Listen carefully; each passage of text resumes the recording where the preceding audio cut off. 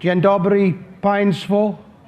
Je podała się Państwu impresa. Fattore.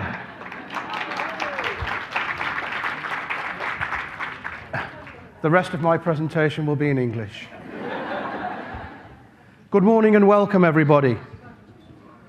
Another fine day in Warsaw. So over the next 50 or so minutes, I have my latest presentation that I would like to make, introducing to you my new model for people management. So it's the first time I presented this since its inception. So, good morning. I'd just like to, first of all, introduce myself, who I am, where I'm from, before I start my presentation. I'm from the United Kingdom. I live close to the city of Manchester. Any of you been to Manchester? Okay. Was it raining when you went there? It always rains in Manchester.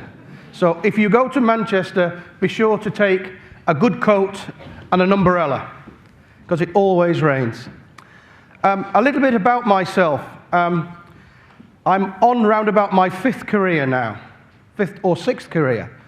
When I started my life, my first job was as a professional footballer. Now, you may look at me now and say, how could he play football? But in those days, I was under 10 stone. I had long blonde hair. Yeah, I could run 100 meters in about 14 seconds. Now I have difficulty walking 100 meters. My hair's all gone, and I'm 4 or 5 stone overweight. So this was my first job, playing for this team. They, up till last year, played in the English Premier League. Unfortunately, last year they got relegated into the division below. So I'm still involved in the team. I'm now on the former players committee, and we do an awful lot of work for charity. So that was my first job. Unfortunately, it didn't work out, and having signed for the football team as a schoolboy at 14, signed as a trainee at 16 years old, when I was 18, that was the time to become professional player. And unfortunately, they said to me, Michael, the manager wants to see you. Just on my 18th birthday, I went into his office and he said, I have some good news and some bad news, Michael. He said, the good news is everybody likes you. He said, but the bad news is, I'm sorry, we're not going to offer you a professional contract. My world was decimated. Everything fell around. My aspirations, my aims, all I wanted to do was score goals, because in those days I was a centre forward. And my dream was dashed, finished. I felt as though my life had ended. But as they say, as one door closes, another door opens in life. It's quite true, isn't it? Yeah. And I was given an olive branch by the then power sector in the United Kingdom, who kindly offered me a traineeship, which I accepted, undoubtedly. And for the next 17 or 18 years, I spent my corporate life working through the power sector. They sent me off to university part-time. I managed to claw back some of my education. And then when I was in my early 30s, I'd achieved the role of HR director. And I was working on the last nuclear plant they built in the United Kingdom back in '94. I'd always been a little bit of an entrepreneur. I'd always wanted to maybe go alone and do things myself. As the power station was coming to an end, my job came to an end, I asked to go with redundancy. I put my hand up, can I please go? It was the best thing I ever did. In my early 30s, I took a risk and set up my own company, my own business. And so for the last 18 years, I've been running that business in Manchester. We have 3 Polish nationals working for us in Manchester. And they're doing absolutely fine. They're doing very well. We just signed a contract with Krakow University to take 4 students over the next 12 months from Krakow to spend 3 months each in Manchester working for us in our offices there. So we have some strong ties with Poland, which I want to maintain. About 8 years ago, I got a little bored just working in the United Kingdom. And so I thought, well, there's more to life than the UK. So I set up an international company, Michael A. Potter International. And for the last number of years, I'll come back to that. For the last number of years, I've been working in so many different countries. So now my mindset has changed. I'm not just thinking about the UK. I'm not just thinking about Manchester. I'm not just thinking about the UK. I'm not even thinking about Europe anymore. When I look, I'm thinking globally. Everything I think about now is global, strategic. And I want to share some of that experience with you today. So from here, I'm going to Nigeria on Sunday. And from Nigeria, I'm going to Ghana. And I will get back to the UK just before Christmas. So my work and my life has completely changed with the work I'm doing. So that's a little bit about me. Let's move on a little bit now. This was the equivalent of the FA Cup in rugby speak in the United Kingdom. And this is my boyhood hero. When I was a young boy, I looked up to this man. He was one of the finest players in English rugby. And I treasure that picture with him. We're all interested in corporate social responsibility. So I ask yourself the question, what are you individually or what is your organization doing for corporate social responsibility? In the future, this is going to be a big issue. It's going to be a big issue. It is now. Over the next 10, 20, 30 years, it will become even important. So, my corporate social responsibility is, 5 years ago, I set up a bursary award. And I'm helping people in different parts of the world maybe to achieve some qualifications and some studies. I'm giving something back into the profession that has been good to me. So in 2007 to 2009, I set up this award in Ghana, West Africa. And 3 students benefited from their university, the final year of their university fees being paid for, with all their books and their travel and so on and so forth. And then this year, we're going to continue the same, but this time in India. So, and hopefully another 3 people will benefit from some financial support to help them achieve what they want to do in their lives. So I think it's important that, we all as individuals try to give something back. Even if it's mentoring or coaching or helping or advising, it's so important. I've been very lucky, and over the years, I've received 1 or 2 awards which are in there. More recently, a prestigious award I gratefully received in India earlier this year. And as well as speaking now, I've also started to write some books and journals and DVDs. That seems to be the next way forward. So for any aspiring writers, the way forward now, I think, is the CD and DVD. We all have our own areas of expertise. If we work with people, some of us may be specialists, some of us may be generalists. We have our strengths, we have our weaknesses. And clearly, each of you will have your own area of expertise. These are some of my areas of expertise. Very topical today are talent management, and in many cases now, career counseling. Lots of people being displaced from the workplace, globally. So, a lot of my work today is around helping people maybe to get back onto the job market, to giving them advice, support, and help. It's a big area at the moment. So, these are some of my customers. I'm working globally, so some of these companies are all over the world. So I'm happy to have such a nice group of customers. And I think, as a business leader as well, I run my business quite simply. I would sooner have repeat business than get a new customer. That's the way we work. I think it's very important. How many organizations today are a little short-sighted? They forget their existing customers and just want new customers, and they don't treat their customers well. I think it's a failing. So let's have a look at what we're going to be talking about today. For the context perspective, let's have a look at what's going on in Central Europe. After all, This conference was aimed at delegates from Central Europe. Now, how many people are from Poland? Please, hands up. Poland. The vast majority are from Poland. Do we have any people from other parts of Europe here today? Hands up. Yes, sir. Where are you from, sir? Oh, you're from Poland. Okay. All right. My English must be, yeah. Anybody else? Yeah, yes, sir. From Turkey. You're very welcome. Anybody else? Okay, so we have one gentleman from Turkey and the rest from Poland. Let's make that gentleman very welcome. UK. Oh, from the UK. Oh, you're very welcome. Yes. So we have two people from the UK. Yeah. Okay, so predominantly from Poland. So I can tell you something about Central Europe now, if that's okay. From 2000s on, Central Europe has been going through a phase of strategic awakening with initiatives like the CEI, Centrope, or V4.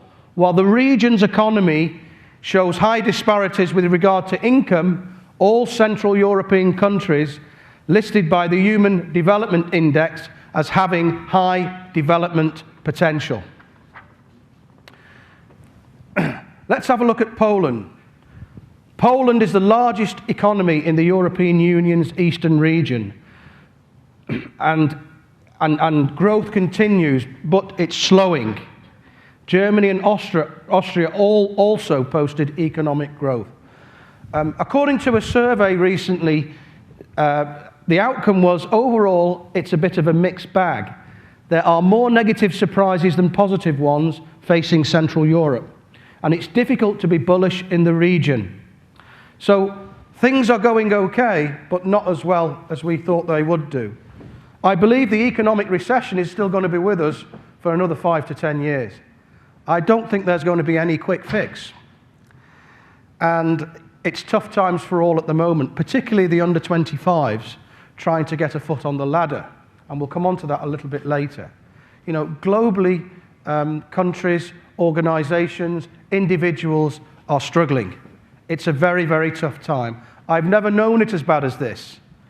You know, if you're a graduate, graduating over the last 3 years, it's been very, very difficult. Very, very difficult to get a foot onto the ladder. But things are moving on. Things are moving forward.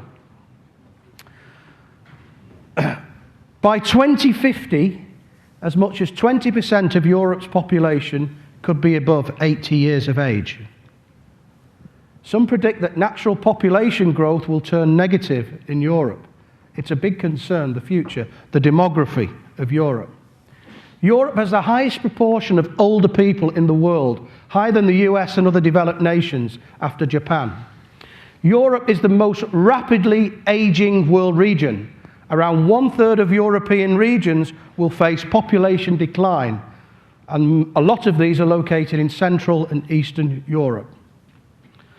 By 2025, the concerns related to demographic change and workforce aging will affect the whole of the developed Western world.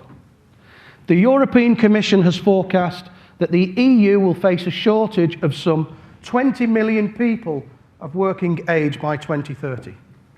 And 2030 is not that far away. So, these are some of the problems that we're being faced with at the moment.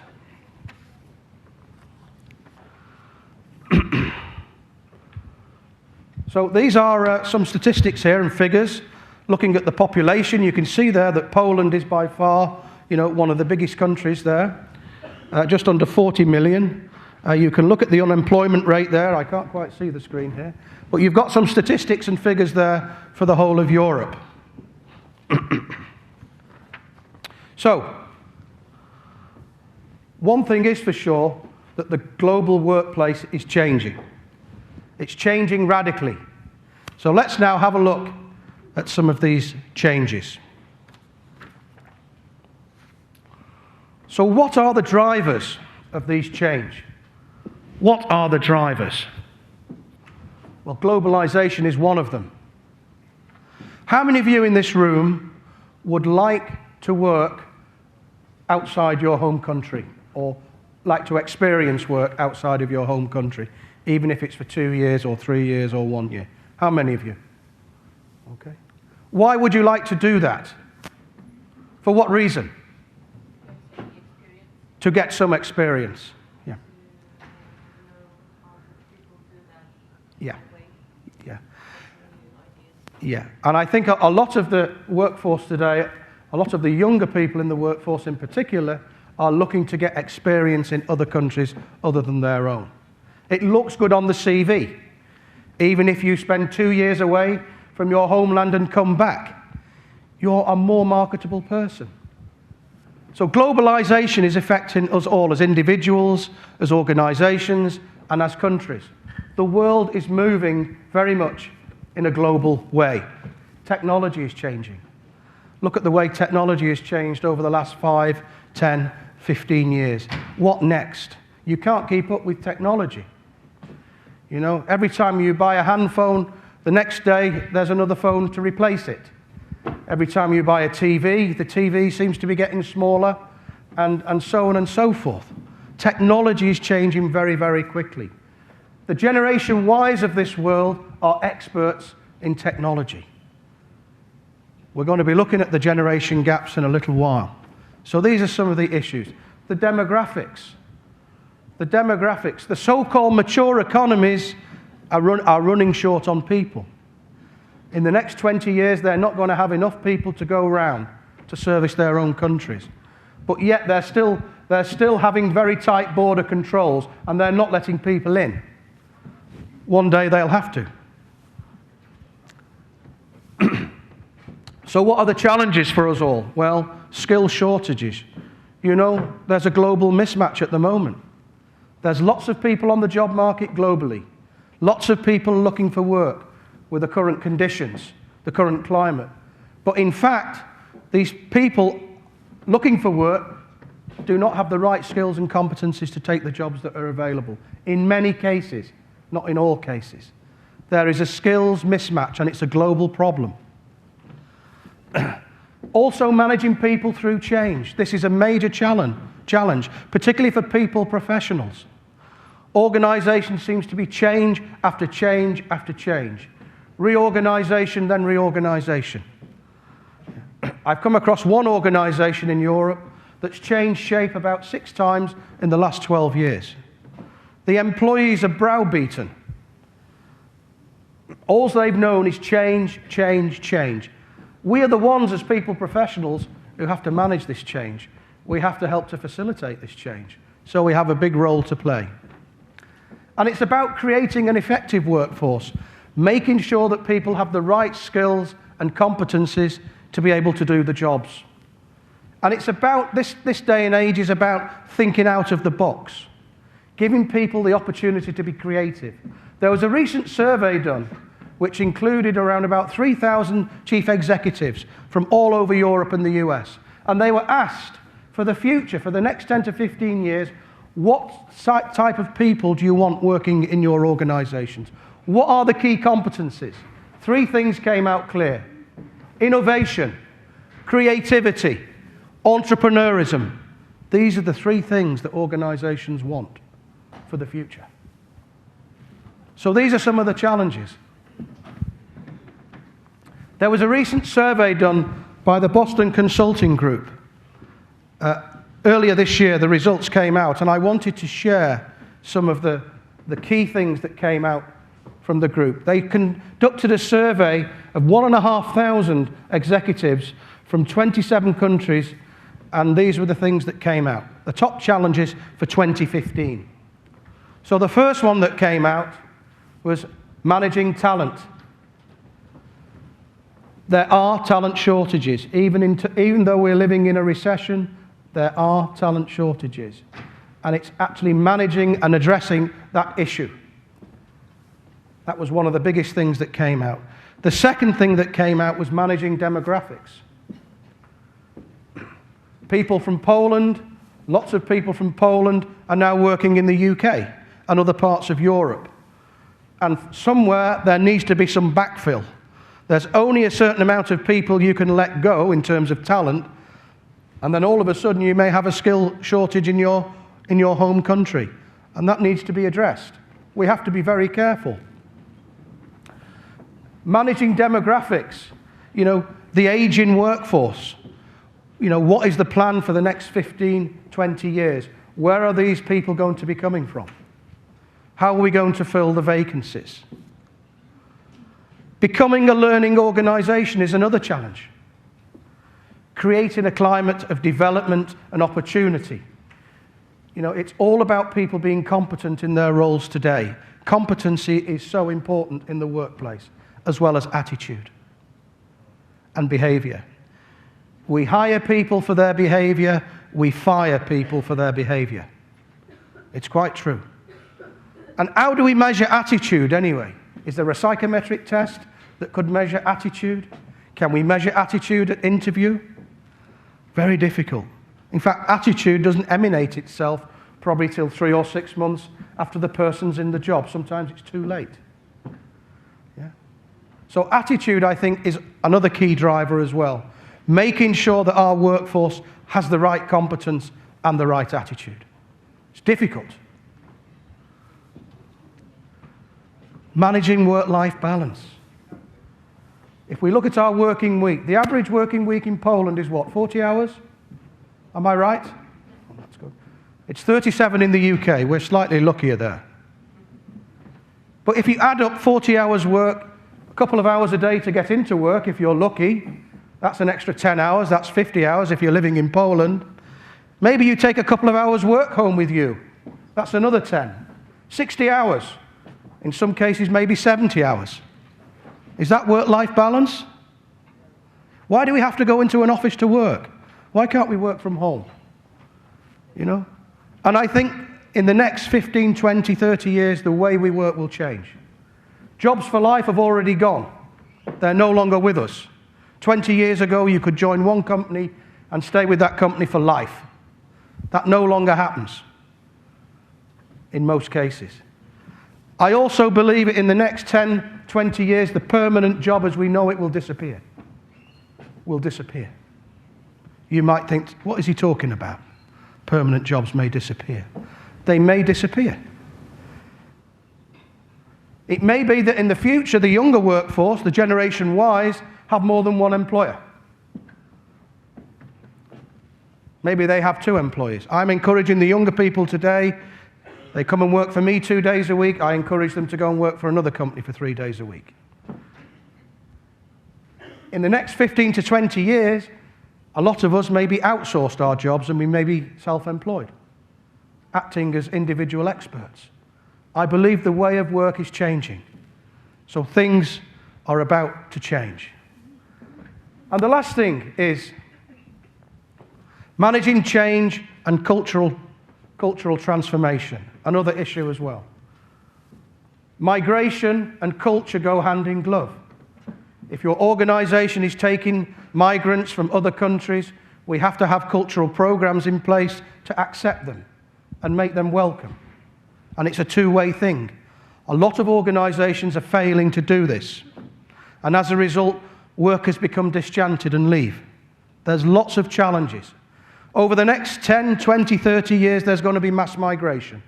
Not just across Europe, but globally. It will have to happen. So human resource, countries with lots of human resources like India and China and parts of Africa, some of their young talents will have to come into our workforce. Otherwise, we're not going to be able to survive. Already in my offices in Manchester, I have 2 Polish people, 1 Hungarian, 1 Russian, 1 English. The whole type of business has changed for me. I'm welcoming people from other countries. Why? Because they add value to my international business. Why? Because they're bringing their culture with them. Why? Because it's easy for us to understand as an organization how different organizations work, how different people think. We have 1 person from Nigeria and 1 person from Ghana. We're a multinational organization, albeit small. I embrace it. I love to work in that environment. I'm learning so much from these people. So let's move on. This is the picture. This is the picture. It speaks for itself. On the bottom side, you've got population in the so-called mature markets. Whether they are mature now is another issue. Most of them are bankrupt. And at the top there, you've got populations in the so-called less developed markets who are developing very, very quickly. So, it doesn't take a rocket science to work out that the mature markets do not have enough people to go around, or will not have enough people to go around in the future. So these are some of the issues. These are some of the challenges that we're facing for the future. So it's not going to be easy for people who are involved in managing people, managing organizations. There's going to be lots of challenges. So let's move on a little bit. I mentioned before that there are some, this is looking at the population change. You can see that, I don't know whether you can see this graph, but you can see the incidence of older people is getting bigger, and the incidence of younger people is going less. So clearly there's an issue. By 2050, as much as 20% of Europe's population could be above 80 years of age. Europe has the highest proportion of older people in the world, as we've already said. So these are some of the challenges for the future. There is a global mismatch. There's lots of people on the job market, but organizations are finding it very, very difficult to recruit the right type of person they're looking for, the person with the competencies that they require. You can see there, since 2008, things haven't got any better. I mean, it's quite confusing because there's so many more people on the job market, you would think it would be easy to fill a vacancy. It's not the case. It's not the case. Poland is having a tough time as well, filling jobs. You can see there on that chart, 37%, I think, for Poland. Japan are having the worst time to fill jobs. They're finding it very, very difficult. So you can see there globally how difficult it is for some countries to fill jobs.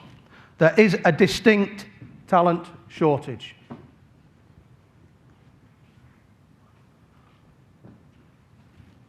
And if you look over the last 20 or 30 years, things have changed. The way people work and what people do going to work. Things have changed. So from 1970 to 1990, it was all about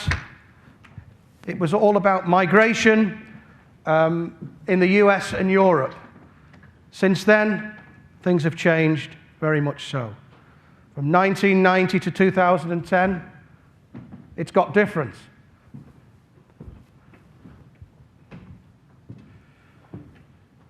Offshoring gathers pace. A new breed of workers meet globalization demands through commuter, rotational, and technology-enabled virtual assignments. And then from 2020, the global mobility continues to grow and becomes part of new normal life. Lots of individuals now have the opportunity to work internationally. There's lots more opportunities than there used to be. It's easier to get from A to B now than it ever has been before. So, let's move on. You can see there the changes in the global workforce. And this looks at millennials. A lot of them want to work outside their home country. A lot of them want to work and get the international exposure. You can see there in Poland, I can't quite read that, but 69% of the millennials here in Poland want to work outside of Poland. This is the new thinking for the younger people today. The younger people today, some organizations, I was working with an organization in the Philippines called Smart. They're a mobile phone company.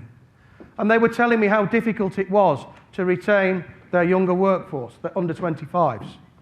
And they were saying, oh, we have all these frameworks and policies in place, we have all these incentives, but they still go. And I said to them, simply, it's very, very difficult to retain Generation Ys. They don't want to be retained. Not all of them, but the majority of them. After 2 or 3 years, if the opportunities are not coming up, they want to go. They want to try something else. And they'll do it. These are mobile people.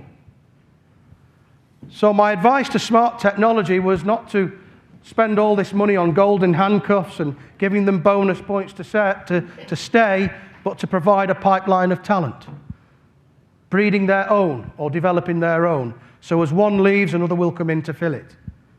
So talent management is also becoming a challenge, particularly for the Generation Ys in this world.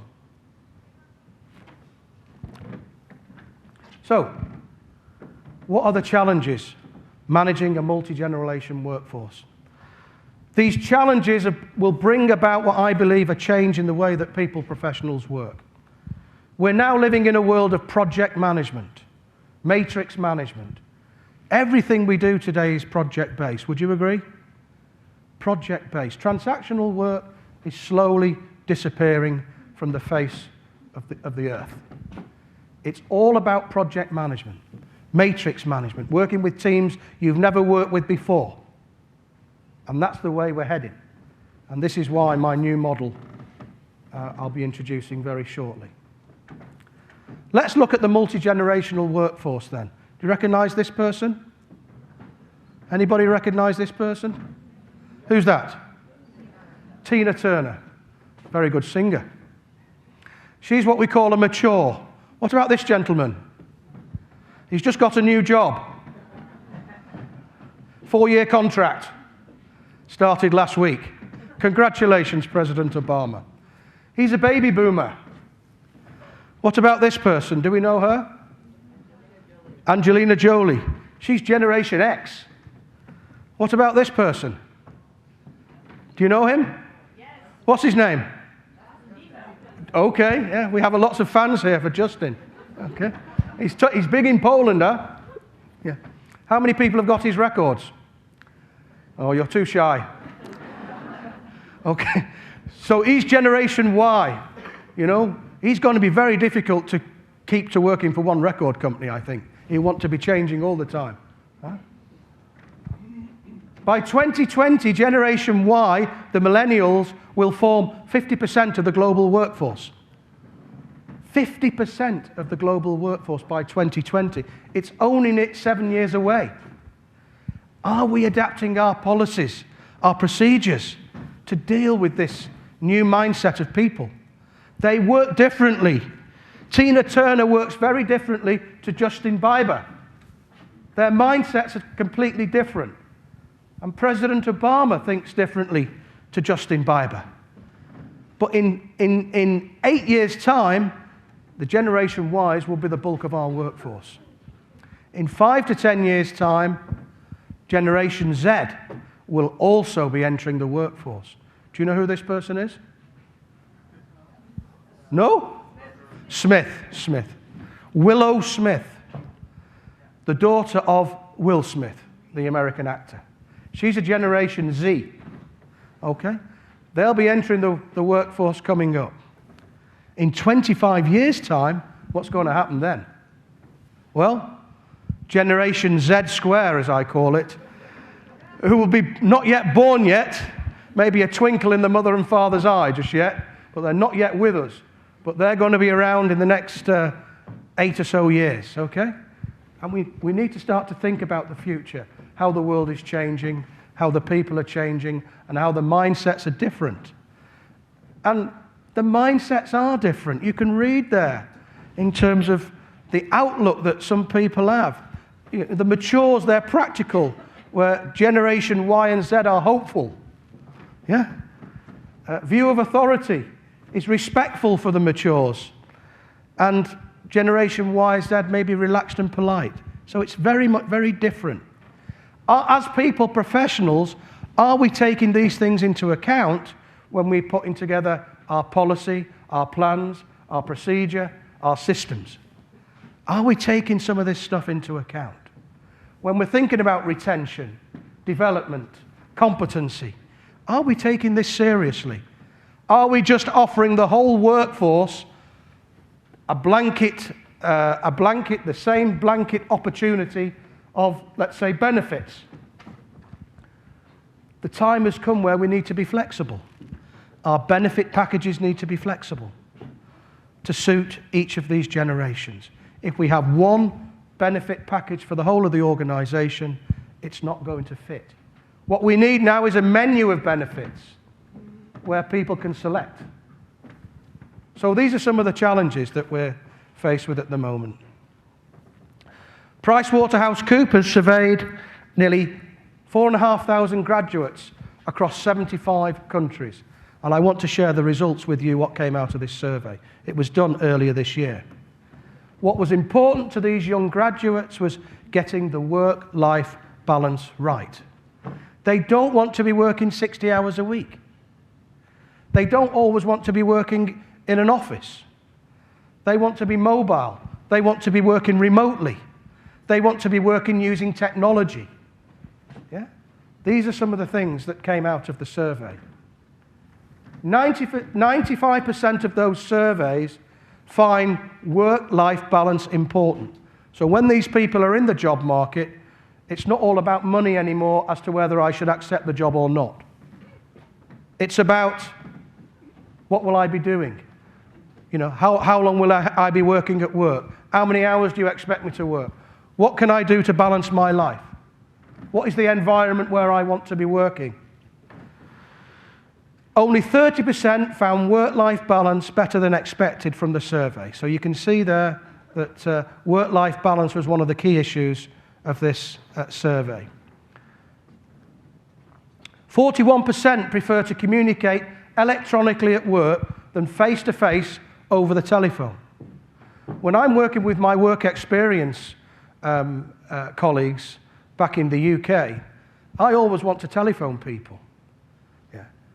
But they want to use the email. They prefer to use electronic means. And we have a difference. But they're working very differently to the way I was taught to work, the way I was disciplined to work. And I have to respect that. Sometimes they're right, yeah? Sometimes I'm right, yeah? But we have to be patient with each other. That is the problem for a lot of organisations today. The older workers maybe get angry at the way some of the younger workers work.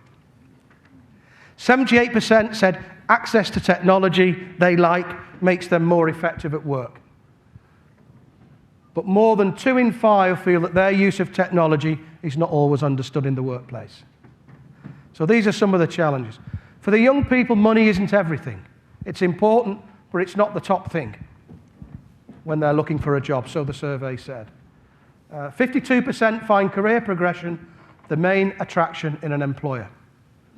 Career progression, training and development, particularly their first job out of university. They want to be joining an organisation that will provide them with 2 or 3 years of good training to enable them to springboard onto something else or to stay with that organisation. 73% agreed that customising rewards and benefits would be attractive to them. Reputation matters. I mentioned earlier how important branding is. Corporate social responsibility. And I think for the future, branding and corporate social responsibility will fall under the umbrella of people managers. Now, you might think that's strange, but I can see where it's all heading. You know, people professionals will become gatekeepers of the brand. People professionals will ensure that the organisation is keeping its corporate social responsibilities in place. These are going to be some of the challenges. 86% would consider leaving an employer if they found their corporate social responsibility policies were not adequate. So, the way we develop our Generation Ys. Remember, 50% of the workforce in 10 years' time will be Generation Ys. They like constant feedback. They like to be told what they're doing. They like to be told that they've done a good job. You give them a little bit of praise and they become highly motivated.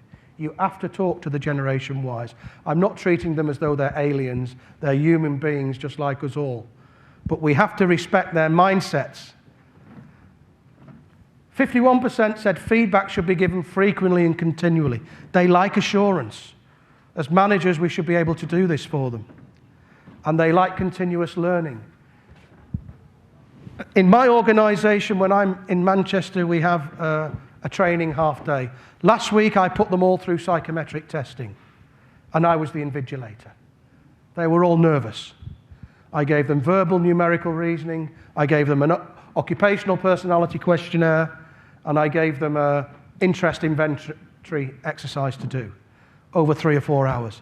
After the event, they enjoyed it. They were put under pressure, but they came out, we really enjoyed that, Michael. We really enjoyed that. So we're doing some leadership training in the next 3 months. We're going to have a half a day on leadership. So these little small modules are helping to develop my Generation Y staff. In fact, all the staff I have working for me are Generation Y. They're all under 26. So, a lot of the Generation Ys also are thinking about international experience. You know, making their CVs look more interesting.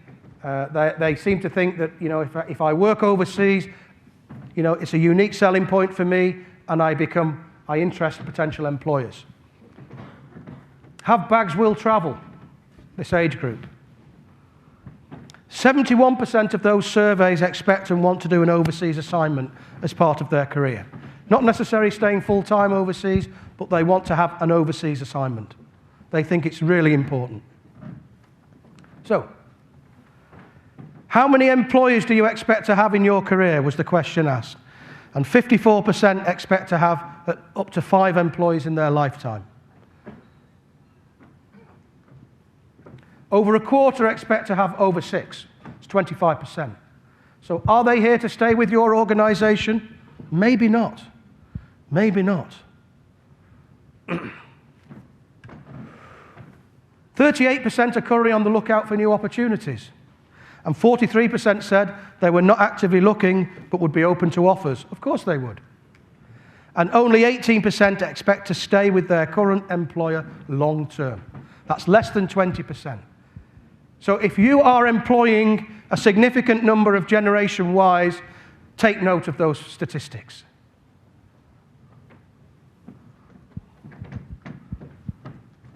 There are what we also call intergenerational tension.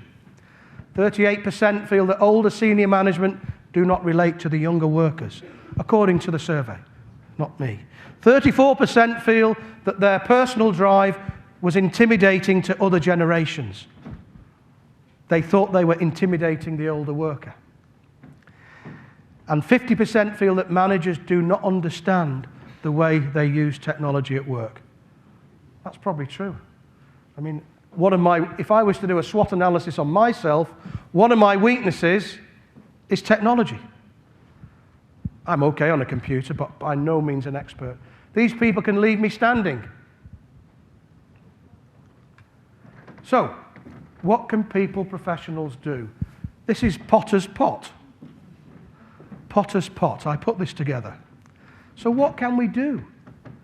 Well, business leaders and people professionals need to work together to understand this generation. Yeah? Understand their psychology. Understand their mindset. Get the deal right. Make sure that your range of benefits and career opportunities suit the generations. Maybe we need to be a bit more flexible. Help them grow, help them develop for the time that they're with you. For the time that they're with you. Help them grow, help them develop. And there's a few more. Give them feedback, give them assurance. Set them free. Let them be creative. Let them come up with ideas. When I give my younger people some jobs, I say, look, this is the assignment, this is the project, I need this. How you go about it is up to you. I'm not sitting over their shoulder saying, you must do that and you must do this. I'm giving them freedom to act. They embrace this. And this is how we should give them the opportunity. Encourage learning. So all those things should go into your pot. Allow faster advancement if you can. Expect them to go. They will leave. Maybe not them all, but some will leave. So don't be spending hundreds of thousands of pounds on retention policies because they'll leave. Have a think about that. So, we're moving on. And I now want to introduce the new model to you based on what we've said, based on some of the discussions that we've had. How have I put the model together? Well, it's based on my global experience over the last 8 years and how I believe the people profession are changing. We've also taken into account recent global surveys through Mercer and the Boston Consulting Group. If you want to look at Mercer and Boston Consulting Group, 2012, 2011 surveys, please have a look. You can get them off the internet. And in Manchester, we've set up our research centre. We have around about 4 to 6 researchers who have come from Manchester Business School or Manchester University who are now helping me with a think tank. So we're putting all these things together. So this is where we got the model. It's time for change. It's time for change for people professionals. We need to change our old ways of working. We need to come up to speed. The role of people resources has been evolving, and it's been evolving like that. I'm not going to go through all these models. We're currently using something called HR Business Partner. According to the Mercer surveys, which I'll come on to later, they're saying it's flawed and it's out of date. So I want to introduce you to a new model, the People Matrix model, the future of people management. This is Dave Ulrichs, who's an exceptional HR leader and writer. He's an American gentleman. According to Mercer, they're saying his model now has got some impediments. According to the survey, it's not my words, the survey, HR is not strategically driven. In some cases, it has flawed implementation. Yeah? It's a nice model, but people aren't really doing what they should be doing. There's a failure to provide top-notch transactional services, mediocre instead of world-class. It's insufficient HR skill set. People are put into jobs without the right competencies or training or support. There's something lacking. In some countries, HR has not got access to the boardroom. This is a challenge. If the HR director is not in the boardroom, you know, what's going to happen to HR in general? It's very difficult. There's a lack of support for line managers, mainly because people are too busy. They haven't got enough time to help line managers. And the slow adoption of self-service functionality by manager employees. So these are some of the flaws with the current model, according to Mercer, not according to me. I have my own view about the model. So let's move on a little bit. What's new? What's the future? Well, the future is this. Can we have the video?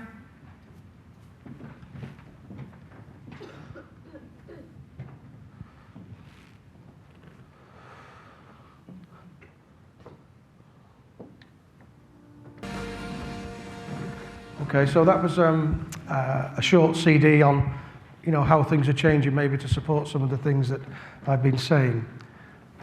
Or do I need to go from the start again? Oh, okay. Sorry about this. Painstaking, I'm sorry.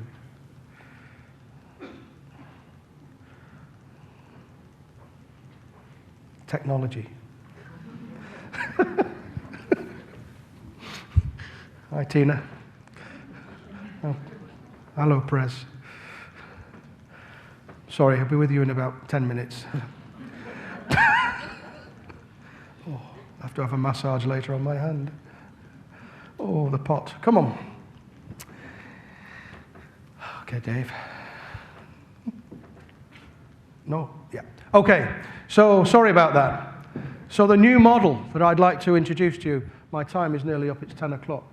Doesn't time go quickly when you're having fun? So I'd like to introduce with you the 5-step model. Could we have the lights back on now, please? The 5-step model. And you can see that what we've done is, this is called the People Matrix model. So I'm arguing the point that HR work is changing. It's no longer transactional. It's not business partnering anymore. The focus is on project management. The focus now is on matrix management, working with diverse groups, dealing with projects. Oh, power cuts, technology. So the way we're working is changing. As HR, I'm not going to even mention the word HR because I think HR is out of date, the word, I'm sorry. People management is changing. You know, HR directors should now be called people program directors, not HR directors. Directors are working on various programs and projects. We're changing the way we work. We need to have this project management mindset and skill set. I'm enrolling on a Prince 2 project management course next month. I'm always starting to get to work with Microsoft projects. I'm encouraging the staff in the office to be more project management focused. So we need to have this project matrix management mindset. Governance is another big area. People managers will become responsible for corporate social responsibility, for environment, for policy, for procedure, for dealing with migration, cultural integration. So governance and project management are going to be the themes for the future, in my view. Contracting will be happening throughout the profession. Some people will leave their jobs and become contracted in as agency workers or consultants. Outsourcing in some cases is working, but in many cases it's failing. I see many people professionals becoming self-employed, not necessarily working for the organization in the future model. So if that's the case, we have to reskill ourselves. We have to market ourselves. We have to have our unique selling points. The day of the office where all people professionals are in the same office is long gone. Even partnering parts of the business is long gone. We're now working in diverse matrix groups. That is the challenge for the future. Working with people we've probably never met before. That is the challenge. Line managing people we've never met before is another challenge. This is the way it's all heading. Strategy. People professionals will need to develop strategy, presence, authority. They'll need to have the presence in the boardroom. Some organizations don't have it. We need to be strategic thinkers, project managers, a jack of all trades and a master of none. Specialists will have to become generalists or get used to becoming generalists. In the future, there'll be no role for specialists. You've got to offer, you know, there's more things to offer than just being a specialist for the future. We have to have an understanding the generational psychology, the mindset, the psychology, the training, the mindset of the generations. We have to be experts. This is for the future. We have to know what makes people tick. We have to be organizational savvy, business acumen, being able to read the bottom line, profit and loss accounts. These are the challenges for the future. We need to be business savvy. We need to be context savvy. So this is what I see for the future. The role of people professionals is going to change significantly, according to me. Of course, I could be completely wrong. But I don't think so. And it's about time somebody said it. Because we're just drifting and drifting on without thinking about what we're doing, without taking into account all these things that are going on around us. We need to look outside the box. The time has come. This is the person specification for a new people professional. These are some of the competencies that organizations will be looking for. Global exposure, international assignments, understanding of culture and integration, cultural expertise, generation awareness and psychology. How many of your organizations are running generational awareness sessions, psychology sessions? How many of your organizations are running them? Training for managers about the mindsets. How many? Should we be running them? I'll leave that up to you. Mindset expertise. The people professional of the future should have mindset expertise. They should know project matrix management skills. Yeah, mindset expertise. I gave you the picture of the 5 generations. Mindset expertise is knowing how each of the generations work, their thought processes. So we have to become experts of these different generations. The baby boomers are about to retire, by the way, in the next 10, 15 years. They're going to be leaving our workforce, and the new people will come in to replace them. That's what I mean with mindset expertise. Flexibility. We have to be flexible as people professionals. We can't sit in a box and say, that's my job. No, I can't do that. It's not on my job description. Those days are gone. Whether job descriptions will last, I'm not sure. We don't have job descriptions anymore. We have role profiles. Specialists will have to become generalists. And we also will have an understanding of business strategy and the organisation. So what are the qualifications that we need to be a people professional of the future? We need an MBA in people. But traditional HR modules should be revised. Some of them are out of date. We don't need them anymore. We've gone past it. We need to be forward-thinking.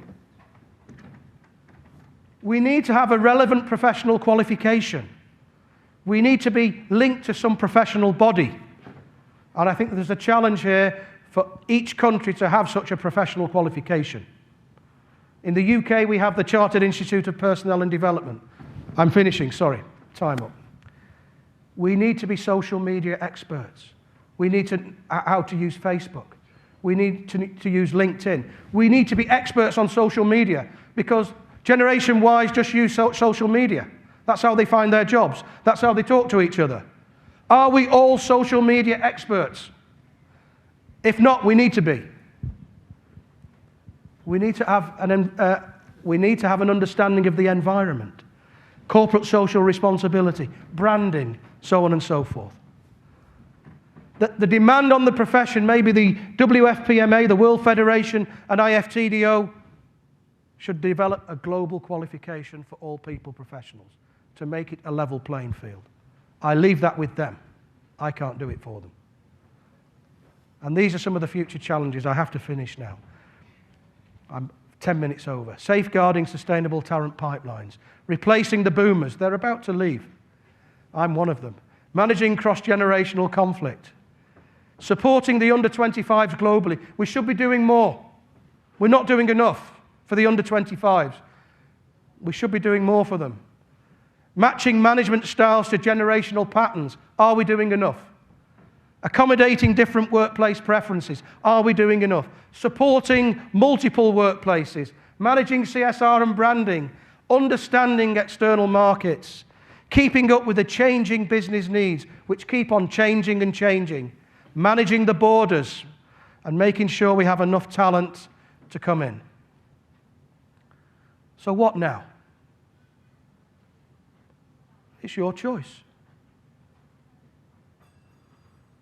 You can stay as you are, or make some changes to the way you manage your people. Thank you.